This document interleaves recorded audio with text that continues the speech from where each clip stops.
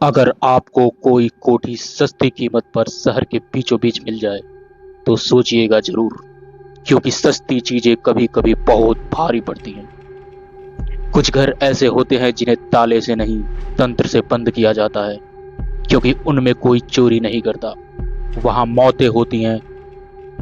तो आज की ये कहानी है एक ऐसी ही कोठी की जो आज भी वीरान है, लेकिन खाली कभी भी नहीं। तो कैसे हैं आप सभी? स्वागत है आपके अपने YouTube चैनल भूतिया पे। आशा करता हूँ आप सभी लोग सही सलामत होंगे।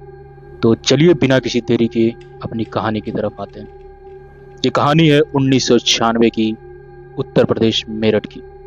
मेरठ में एक कोठी नंबर 46, रेलवे रोड से थोड़ी अंदर, एक आलीशान पुरानी हवेली जो कई सालों से खाली थी। लोग कहते थे कि वहां रम्या देवी नाम की विधवा महिला रहती थी, जिसने 1982 में खुद को कोठी में फांसी लगा ली थी, लेकिन उसकी मौत के बाद भी उसकी मौजूदगी वहां से कभी नहीं गई। 1996 में एक बैंक कर्मचारी अशोक मिश्रा अपने परिवार के साथ उस कोठी में रहने आए। कोठी में 4 बड़े कमरे, बड़ा लॉन और सस्ते किराए पर शानदार जगह कोई मना नहीं कर सकता था।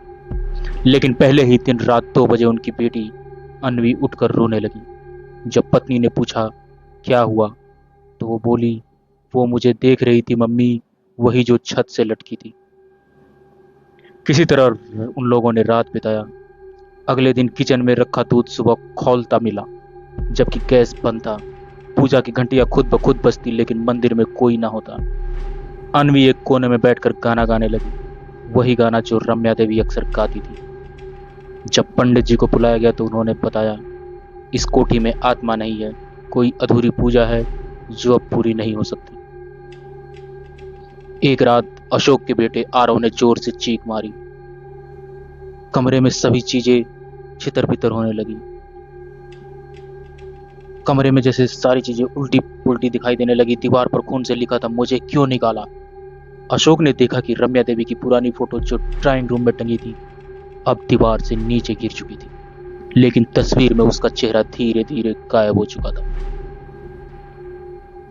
गांव के ही एक बुजुर्ग ने बताया, रम्या देवी को उसके भाइयों ने जायदाद के लिए मार दिया था।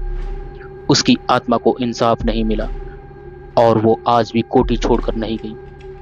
उन्होंने कहा कि जब कोई नया परिवार कोठी में आता है तो रम्या उसे अपनी जगह से हटाने की कोशिश करती है। अशोक का पूरा परिवार कुछ ही हफ्तों में बीमार पड़ गया। बच्चे डर से हकलाने लगे। एक रात कोठी को बंद कर वे भाग निकले। उसके बाद कोठी को सील कर दिया गया। आज भी कोठी नंबर 46 वीरान है, लेकिन जो भी उसके पास से गुजरता है उसे लगता है जैसे कोई पर्दे की आड़ से उसे देख रहा है। कुछ लोग कहते हैं उन्होंने वहां किसी औरत की फुसफुसाहट सुनी है, ये मेरा घर है, इसे मत छीनो।